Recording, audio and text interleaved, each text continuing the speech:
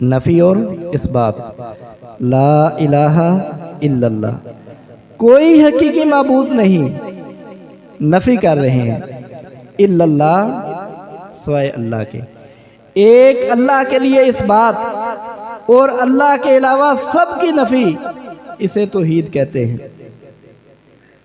صرف یہ کہنا کہ اللہ عبادت کے لائق ہے یہ کافی نہیں ہے، ساتھ نفی ضروری ہے کہ اللہ کے علاوہ کوئی ایسی ذات اور ہستی نہیں جو عبادت کے لائق ہو۔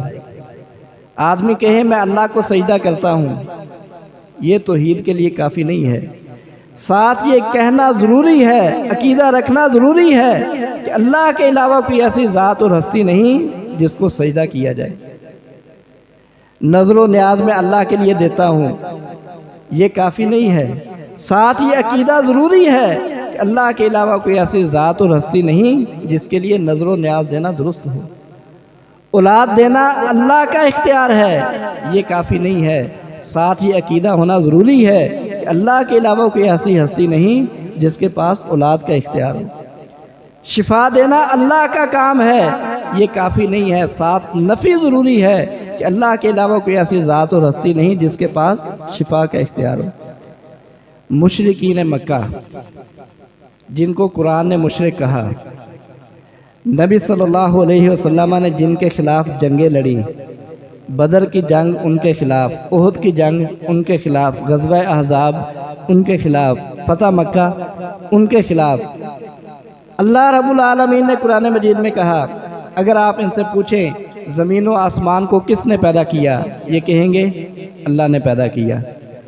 ان سے پوچھیں تمہیں رزق کون دے رہا ہے، یہ کہیں گے اللہ دے رہا ہے۔ ان سے پوچھیں جن آنکھوں سے دیکھتے ہو، جن کانوں سے سنتے ہو، یہ نعمتیں تمہیں کس نے دی ہیں، یہ کہیں گے اللہ نے دی ہیں۔ ان سے پوچھیں اس ساری کائنات کا نظام کون چلا رہا ہے، یہ کہیں گے اس ساری کائنات کا نظام اللہ چلا رہا ہے۔ قرآن مجید میں اللہ رب العالمین نے ان کے متعلق گواہی دی ہے کہ یہ اللہ کو خالق بھی مانتے ہیں، اللہ کو مالک بھی مانتے ہیں، اللہ کو رازق بھی مانتے ہیں، اللہ کو مدبر الامور بھی مانتے ہیں۔ وہ اللہ سے دعا بھی کرتے تھے، قرآن مجید میں ان کی دعا کا ذکر ہے۔ اللہ کے راستے میں خرچ کرتے تھے، ان کے خرچ کرنے کا ذکر قرآن مجید میں نبی صلی اللہ علیہ وسلم کی احادیث میں موجود ہے۔ بیت اللہ کی تعمیر کرنا پڑ گئی ایک مرتبہ، مشرکین مکہ نے شرط لگا دی کہ جو پاکیزہ حلال مال ہے صرف وہ لے کر آنا ہے۔ پاکیزہ حلال مال، طیب مال انہوں نے جمع کیا، وہ مال کم پڑ گیا، بیت اللہ کی تعمیر کو انہوں نے چھوٹا کر دیا۔ ابھی بھی جنہوں نے بیت اللہ دیکھا ہے وہ حتیم ایک طرف چھوٹی سی دیوار تکون بنی ہوئی ہے، وہ اصل میں بیت اللہ کا حصہ تھی۔ ابراہیم علیہ السلام نے جب بیت اللہ تعمیر کیا تھا وہ بیت اللہ میں شامل تھی۔